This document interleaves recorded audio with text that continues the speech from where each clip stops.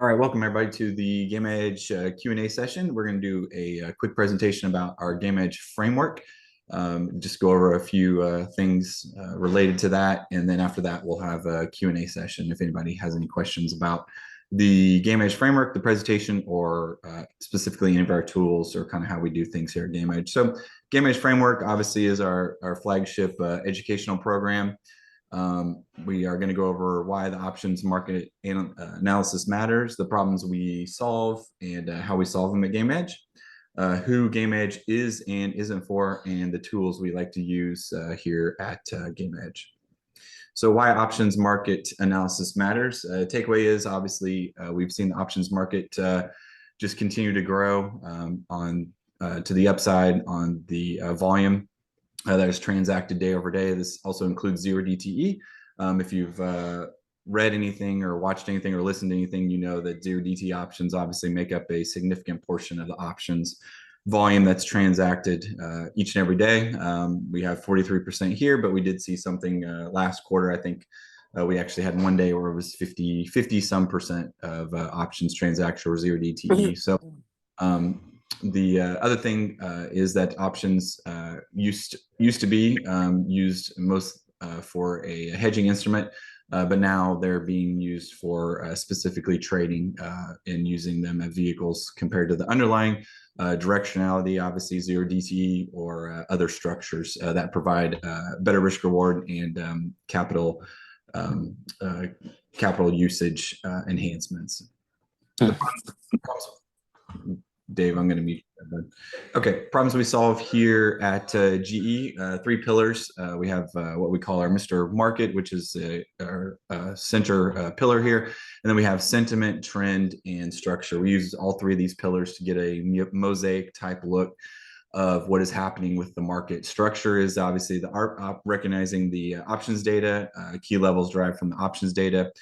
Sentiment is how options or how market participants are positioning. Are they positioning for upside or downside? And who is the most dominant, who is basically winning the battle, the tug of war, proverbial tug of war in the market. If you subscribe to any type of options or auction theory or open market or auction theory, it's the same thing, buyers versus sellers. We just do this in a options look of calls versus puts and who's winning that battle. And then the core of our overall triangle here is the trend. Obviously, you want to be on the right side of the market, and that's basically 50 to 60 to 70% of your battle being on the right side of the market. So we have a market trend model tool that we'll go over here in just a minute that helps us identify the overall trend and keeps us on the right side of the market for as long as we can. So understanding market sentiment, takeaways, basically we view market as a dynamic tug of war, discuss that between calls and puts, or you could also put in there buyers and sellers. But we know if we look back to that first slide, the options continue to grow on volume. So those are being used as vehicles instead of actual underlying and buying the single stock. So we continue to want to watch this and look at the market structure and see how that is playing out. Understanding who's in control, call or put speculators helps us form educated guesses about future movements of the underlying asset. That's not only on the zero DTE, that is also multiple days out, as well as weekly out, as well as monthly. And we like to get a whole complete picture of how the options market participants are using options to position, not only for the single day, but weekly and monthly also. And this includes institutions also. So how we solve that, we use our tools is the top here. We use our community. We have a great community of traders that run the full gamut of former market makers to private equity traders to individual traders. Also our education. If you've looked at any of the GameEdge framework, obviously this is our core flagship program of education. And we want to produce that education to let everybody become familiar how the market structure is laid out from an options data standpoint and how to use that to your advantage, whether you're a zero DT trader, whether you're a swing trader, whether you're a technical analysis trader. you can use our tools and how we look at the overall market to enhance your trading and give you a better edge and risk reward. So who GameEdge is for? Obviously, SPX 0DT traders. We've seen that explode lately. And obviously that is the buzzword of people that want to just trade intraday options and be flat at the end of the day. Futures traders, we have a significant amount of futures traders within our overall room that use our structure of SPX and our game plan and translate that over to futures trading. And then equity swing traders, we have a significant amount of individual stock scans and portfolios that we run mechanically.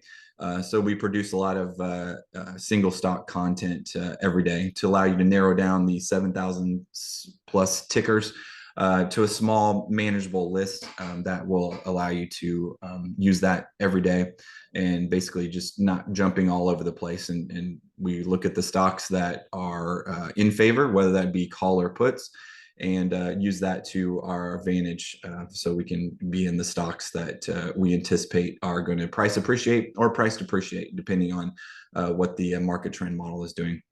Who GameEdge is not for: traders looking for entry and exit signals. That's not something we do here at GameEdge or something we want to be able to do. We would rather educate you and teach you, and then you be able to go and apply this to your own trading plan and thesis. And that will allow you to execute trades not following us, but on your own. And that's our whole goal here at GameEdge, is to teach you. And then new traders with less than 25,000, the main point here is obviously the pattern day trading rule.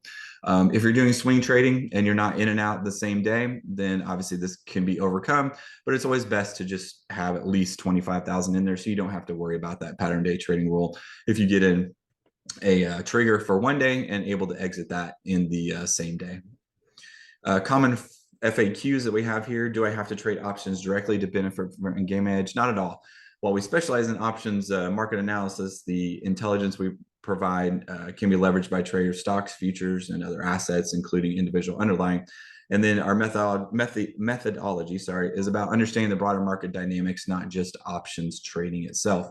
So this again leans to that sentiment structure, those pillars that we talked about earlier, getting an overall mosaic 40,000 foot view of what is occurring in the overall structure and sentiment of the market, and who's winning the battle. Are there call speculators or put speculators winning the battle? Buyers versus sellers. So do I have to be a day trader to benefit from GameEdge?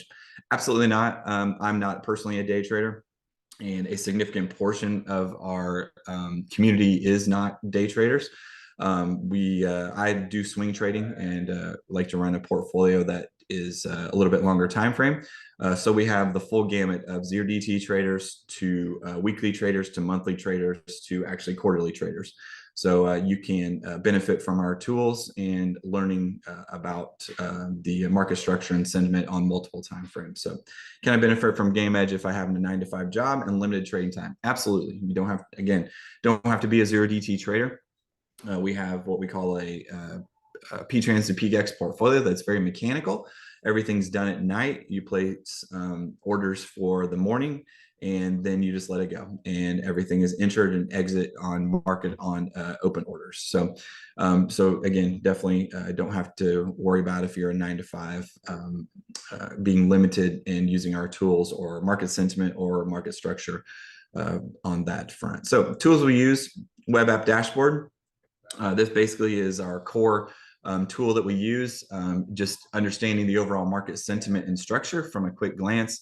Obviously, this is a call dominated look at Google here, just for representation purposes, not currently what we're looking at now.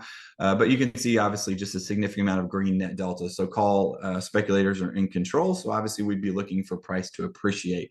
Just from a glance here. Over here in this pane right here, which is a nice feature, is that you can turn on and off certain expiries. So if you're looking for the closest expiry or a next expiry, and you're looking to swing trading this, you can understand by clicking through these tiles how the option structure will change after each expiry or after each event, whether that might be earnings or some other news related event that could be coming up. So again, that's our one of our flagship tools that we basically is our center that we use here at GameEdge. The next tool is going to show you what a put dominated structure looks like. So we can compare that to the one above. Obviously, you can see a significant amount of red net delta, and we're put dominated. So this would be anticipating that the price would be depreciating. And this white box here is a transition. It's extremely important to understand where we transition from put dominated to call dominated and how you can use that to structure your trades. Again, we have those expiries over here, and understanding strikes are dominated by in the money put holders and what that means above spot price. And then strikes below spot price are dominated by out of the money OTM put holders, and what that also means for the market sentiment and structure and possible movement of spot price. Market trend model, we discussed that. This is basically our core look at how to be on the right side of the market. We have a couple different looks here. Obviously, the intraday is this bolded white line I'm looking at here. This is our cumulative tick. So that would be what you'd be looking at if you're a 0 DTE trader. Short term, basically, this is your 1 to 3 day time frame or longer if it's in a sustained uptrend. So you'd want to be looking for this to be lower left to upper right and all the moving averages stacked in the proper order. Again, understanding that if this is moving from lower left to upper right and everything is stacked in the proper order and the bolded CT continues up, then most likely you want to be long the market until this starts to consolidate or fail. So again, this is a bullish state. We're outlining these up here basically is market breadth at number 1. Intraday, this is an institutional look at cumulative tick. This is filtered by plus 1,000, minus 1,000 transactions. So obviously those would be larger block orders that are occurring from institutions. And if we're looking to move to the upside, obviously you want to see institutions involved. And then number 2 is just the cumulative filter tick, unfiltered, I should say, sorry. So that just gives you the overall transactions that are occurring, whether it's one lot or share or 1,000 shares. That's just a aggregate of the cumulative tick. Moving on down, I'll answer your guys' questions at the end real quick. Let me finish this. Okay, so the tools we use, obviously market trend model, this is a bearish state. So this might answer your question here, Dave. So this is what it would look at a bearish state. The bolded CT is under the moving averages. One thing I forgot to mention, sorry about that. This is our longer term ribbon here at the bottom also. So this is basically how you want to position your monthly to quarterly money. When we get this red above cyan, this is indicating that we could be turning to a significant bullish state in the overall market, and this can last for an extended period of time. So obviously you want to be on the right side of the market there.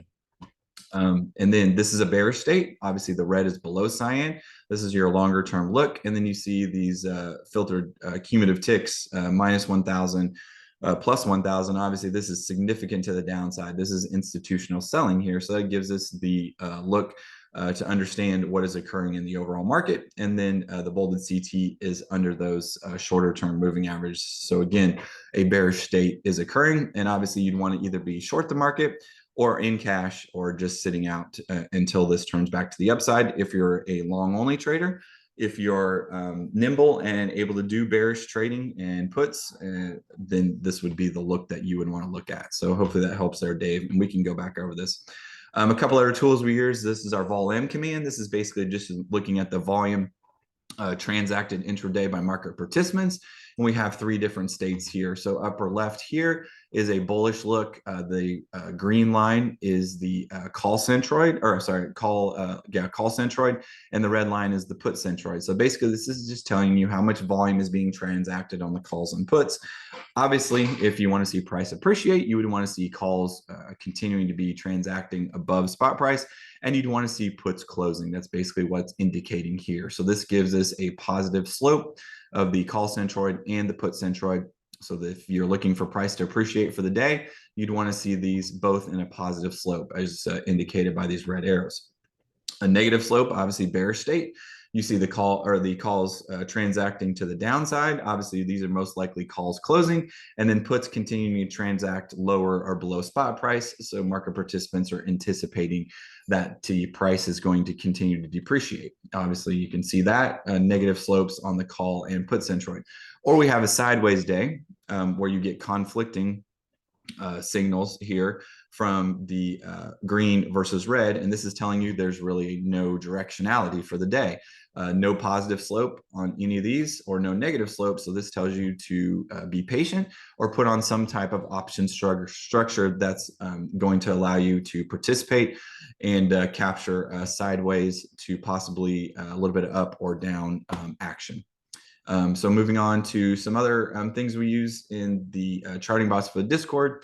Obviously, this is just a intraday chart, shows you key gamma levels that we have outlined with our key levels. GEX ratio, this is basically PCR, but GEX ratio uses a time component also. So we've wrote a extensive thread on X about why we think that GEX ratio is advantageous to put call ratio. So be happy to look that up if anybody wants to understand that. And this is our net stat command, basically just giving you an overall view of market participants. The LHP label is below spot price. The RHP label is above spot price, and telling you what those integrals are. Some other tools we use for individual equity traders. These are key scanners that we use for finding individual stocks. Obviously, if we're looking for price to appreciate, we'd want to look for call-dominated stocks. That means that market participants are speculating to the upside. So this gives you a nice list to narrow down very quickly and easily. And then put dominated stocks if you're looking for price depreciation.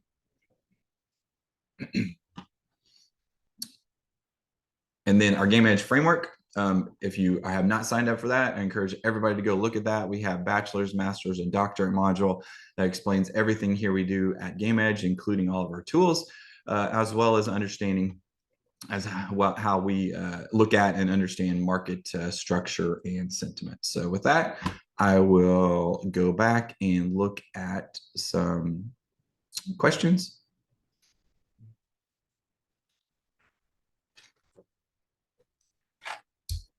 Nice, Dave. Glad you got in on CAT. That's good. I think I answered the weak or sideways market look. How accurate are the models for swing trading? Okay, looks like Paul answered that. How close to real time does the graphs update, i.e. what is the delay from real time? If you're talking about the market trend model, it's in real time. The bolded CT is on a 1 minute chart, 1 minute time frame. So that will update obviously on a 1 minute time frame. If that's what you're asking, Raj, let me know. How about futures related? So futures related, we have a large group of futures traders. Yep, Paul had already answered that. Yeah. So basically, the market sentiment and structure that we put out every day with our game plan allows you to kind of understand what is happening by market participants. So that gives you kind of an insight of what is occurring in the overall markets. Thanks, Dave. Thanks for that compliment. Thank you. Yeah, Rob. So Rob, we have extensive education on Vanna and Charm in the GameEdge framework. I encourage you to go read that first. Charm, we talk about intraday. Obviously, if spot price is moving sideways, that net stat command that I showed you really gives us insight to what could be occurring above and below spot price here on Charm, right?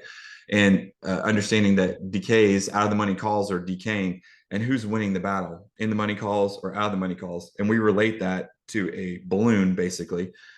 And what is growing as spot price goes sideways? Is the charm of in the money calls growing more, which is going to be supportive, or is the charm of the out of money calls growing overhead, which is also going to be a headwind for spot price to appreciate? Same thing if you have in the money puts overhead and out of the money puts, or in the money puts and in the money calls below you, understanding what's happening with that charm and what size that integral is and occurring throughout the day. Is it going to be a headwind or is it going to be supportive and understanding? But we have extensive stuff in the GameEdge framework. I encourage you to look at that and read it and understand. So yeah.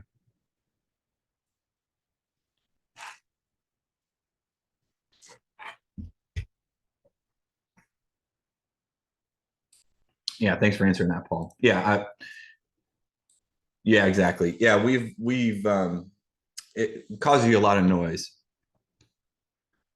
So Dave, we have two avenues or two edges or two avenues there. We have the P-Trans to PGEX portfolio that Paul mentioned above.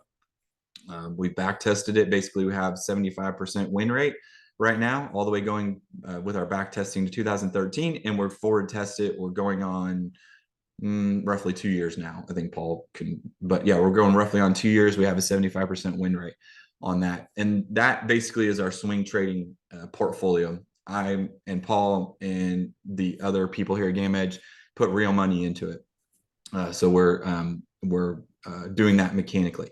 The other component of the hey Paul, the other component of the swing trading is what we went over with the scans here. And we've developed an Excel filtering tool, scanning tool, that basically we use some other components that I won't get into here because it's a little bit far into the weeds, but it allows us to identify stocks that basically we think are going to either appreciate or depreciate depending on what your market trend model is doing. And you can get into those swing trades using your own trading plan, whatever you're doing now. Or we can, help you along those ways.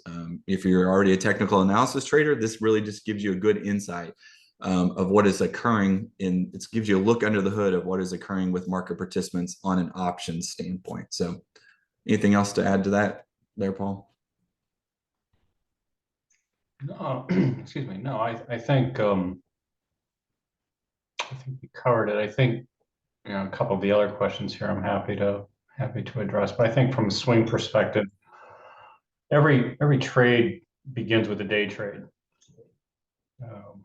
You want the wind in your sails to whatever your thesis is, and I think we help get on the right foot on day one. And when you see it go up, if you're in options, obviously it goes up 10-15%, that's one thing. If you're in equities and it goes up a couple percent or it goes up a percent or two, you're at least timing it right. So from the market trend model, the MTM, catching those trigger days when new trends are starting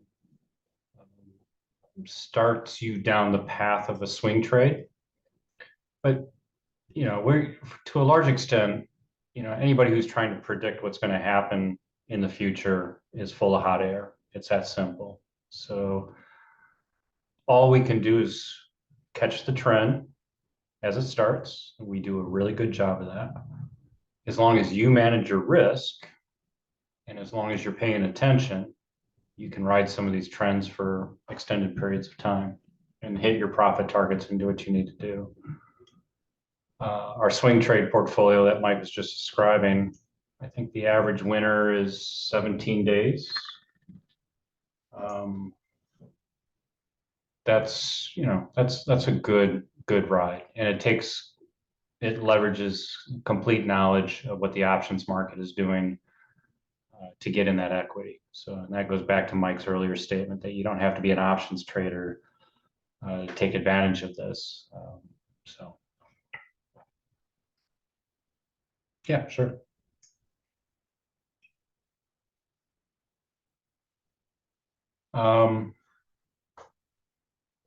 Yeah, so I think that's the swing trade one. Robbie's asking Vanna and Charm and how it's used in GammaEdge extensively. At least Charm is. Vanna is a double-edged sword, and I mean, half of today was talking about Charm. So Charm and Vanna are probably two of the second order Greeks that are least understood. Everyone wants to talk about Gamma, but Gamma only really matters when price is moving. When price is horizontal, and we saw it today down at 50.90, for instance. When you're horizontal in price and not crossing a strike boundary, 60.90, 60.95, et cetera, that's large on the OI surface.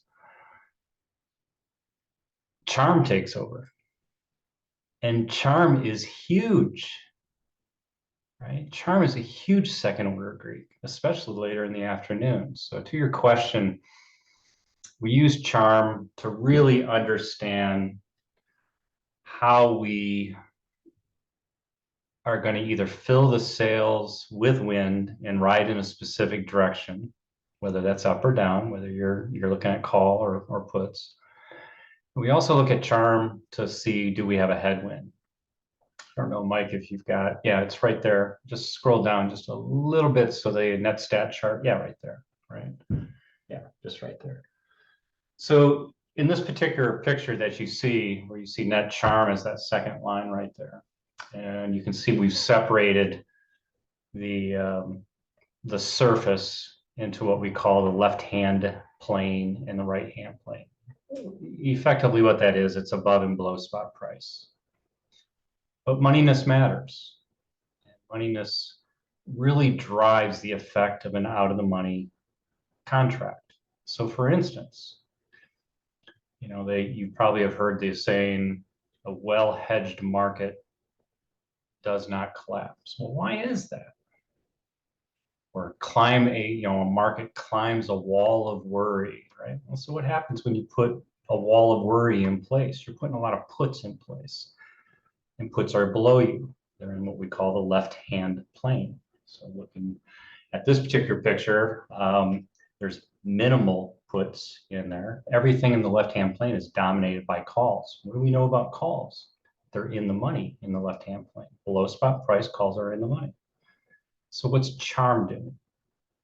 It's growing those deltas as time ticks into more and more and more of positive delta. So even if spot price isn't moving, which is the third line on that net stat charm or net stat output, charm is always present. You can't stop time. So understanding where charm is absolutely vital to knowing, do you have a headwind or do you have a tailwind? And if you're positioned short with that net stat chart right there, you're going to be really disappointed that day. So we would not be advising you to be short with that net stat plot that you see on the screen right now. That's not a short. That's definitely, you want to fill the sails with your wind and ride that baby north. Okay, so that addresses charm.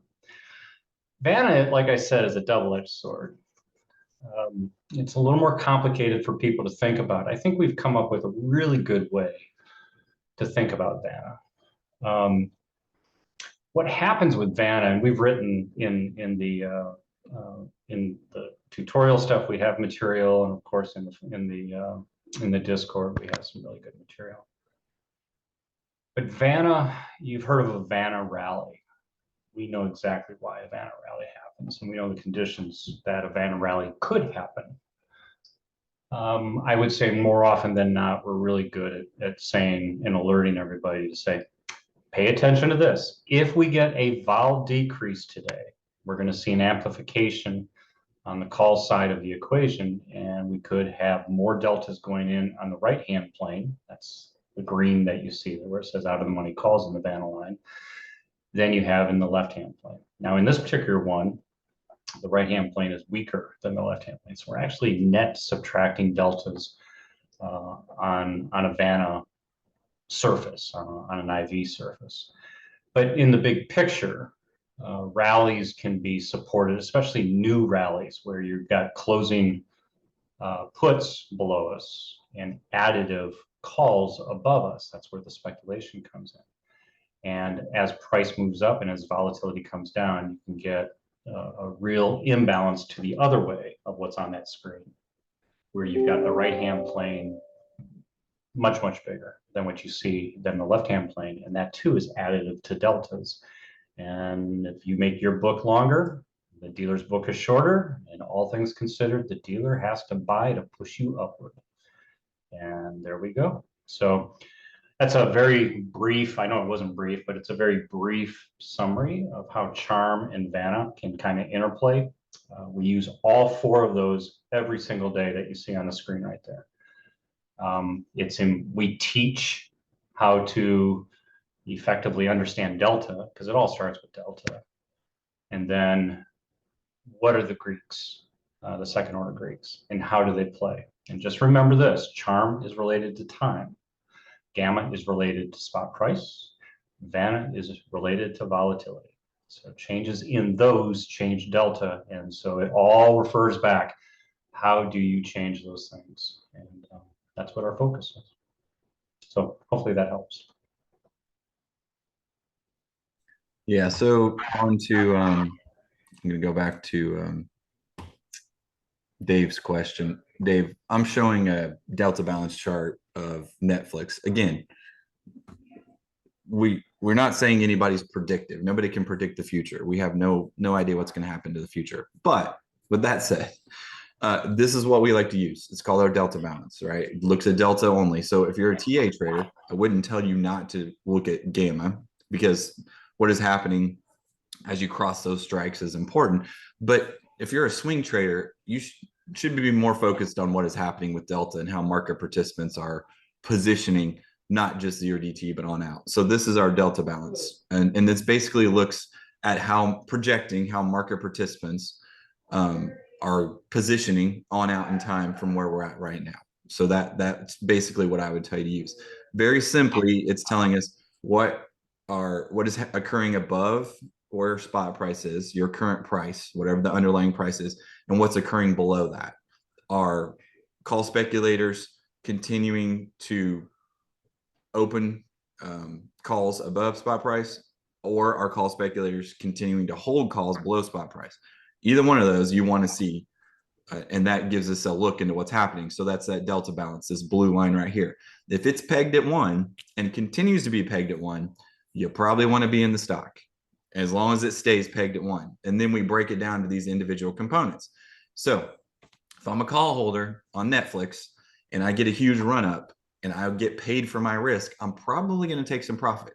So then we see that those out of the money calls, whether they go in the money or I get a delta appreciation, doesn't matter, right? Whether I bought a 30 delta and it goes to a 60 delta and I'm out of the trade, this helps us understand what's occurring. Now, if it's just a profit, what we call profit taking, and we see the right-hand plane drop a little bit, you're probably going to see some sort of consolidation, as long as the left-hand plane, which is below spot price, those in the money call holders continue to hold, right? They're in the money, or they may be deep in the money, and they're holding for a little bit longer term, right? They're not just, okay, we got the gap up in Netflix, I'm going to take profits. So this helps us give a nice vision and helps us not be, I don't want to say this, but be so jumpy when everybody's like, oh, Netflix is selling off, or, what's occurring? Well, it could just be a normal pullback of this sine wave this wave we talked about up here.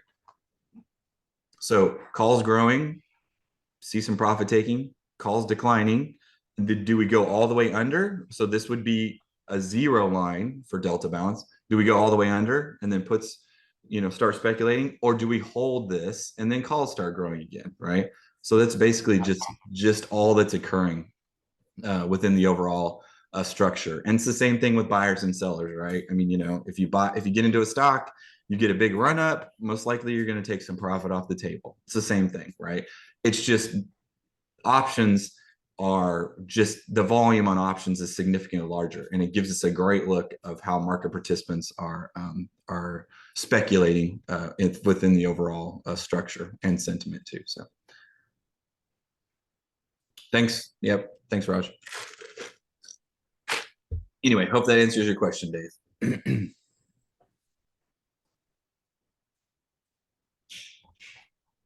Yep.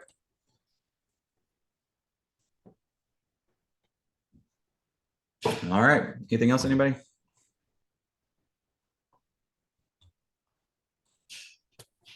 Yes. Oh, sorry, he left. Yes, it will be recorded, and we'll put out a link to it also.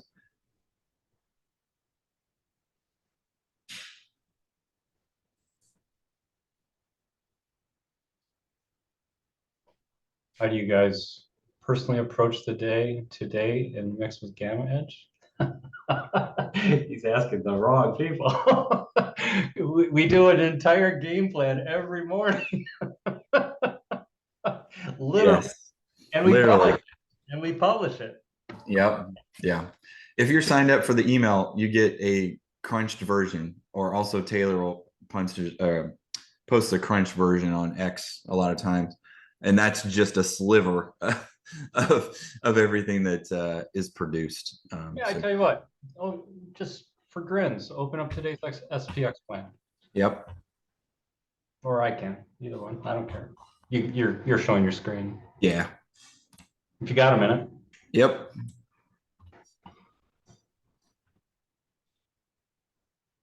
Scroll back to the top here. Yeah, go to the top.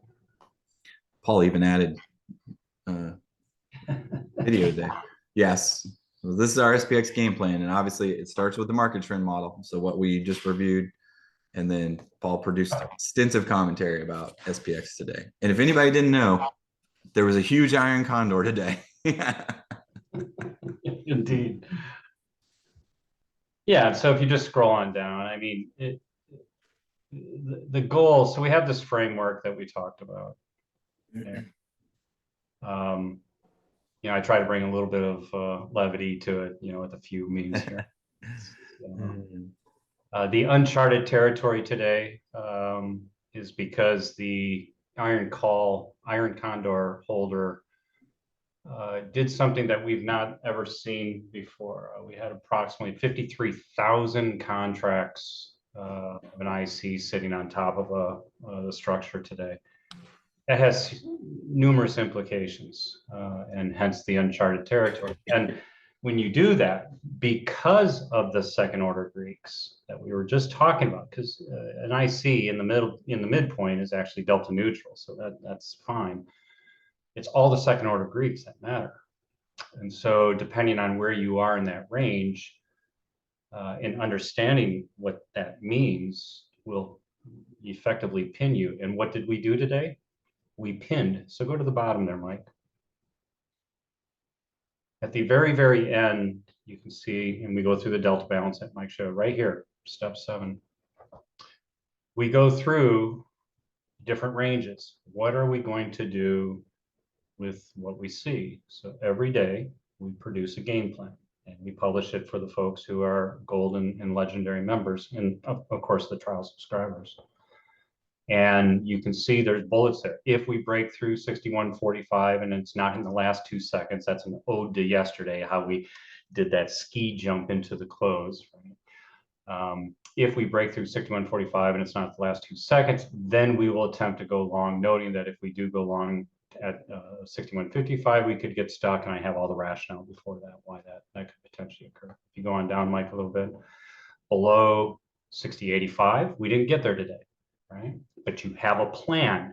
That is the key to success. If something occurs, you know what to do without having to think through it, because you already spent the mental capital to think through it before it occurs. That is what we teach, period. How do you read the structure? How do you read sentiment? And what is your plan? Okay? So you come up with this. We put ours out every day, mine. And then within this range, we call the drunken sailor for reasons we don't have to get into, we go through and say, what could happen? Where would we go long? Where would we go short? What would we do? Et cetera, et cetera. And it's all laid out there. So I think, big picture, that is our personal approach. Understand, to a large extent, read the structure, read sentiment, and then come up with your overall game plan of what you're going to do. Risk adjusted, of course, you got to do what's right for you. We have people in the Discord who are professional traders, manage family money or other money, and are swinging some pretty big axes there. So they're not doing stupid things. This is not Wall Street bets. Not anywhere near it. No. In fact, you'll be ostracized. Yeah. If you blow your account with us, you're going to just get annihilated. Yeah. Dave, what I would tell ICT traders is you're looking for the same thing, right? You're looking for market trend. You're looking for where's the liquidity, right, in the market. And you're looking for basically levels, right, to enter and exit. And you're trying to identify whether it's going to be a trend day or a sideways day, right? So, I mean, I think it translates like perfect to what you would be looking at for GameEdge, because and so liquidity wise, the market does not go where options are not at or where speculators are not speculating. The market's the price is most likely not going to go there. It's just a mechanical component of option structure and sentiment. So if we can identify where market participants are at and liquidity or the volume of where those market participants are at, I think that gives us a really good edge. Case in point, the IC today. I mean, that was a significant amount of liquidity, structured around where spot price was at. So we had a pretty good probability of how price was going to act. Again, not a crystal ball. We violated those two ICs the previous 2 days, barely. But yeah, so I think ICT, I mean, any type of trading, any trading plan, you can benefit from looking at the options market. Even if you didn't trade options, you can benefit to looking at it. Like Netflix, for example, are the 1,000 call speculators present, right? So again, not being conspiracy theory, but obviously somebody's opening speculation up there at 1,000 for a reason. I mean, not whether it's just coincidental, don't know, but I mean, so that helps to identify, right? So that's how we would look at it of any trading plan. I'm Michael. That's Paul, but that's good, Dave. No, good. All right, everybody. We'll finish up here. Anybody have any other questions? Dave, no worries. Paul's better looking than I am, so. I bet you're younger. So. That's true. That's true. I'll take you over me any day. Yeah. All right, sounds good. All right, thank you, everybody. Paul looks like Matt Damon. Oh, that's pretty good. All right, make sure you're signing up for the GameEdge framework. Make sure you're following us on X. We post content every day. Make sure you're getting emails from GameEdge. Content goes out every day also, and we'll continue to do these Q&As and X Spaces also as time permits. So make sure you look for us there. So, all right, thanks everybody. Everybody have a great evening and a great weekend. Thanks, Paul. Fine. I appreciate it.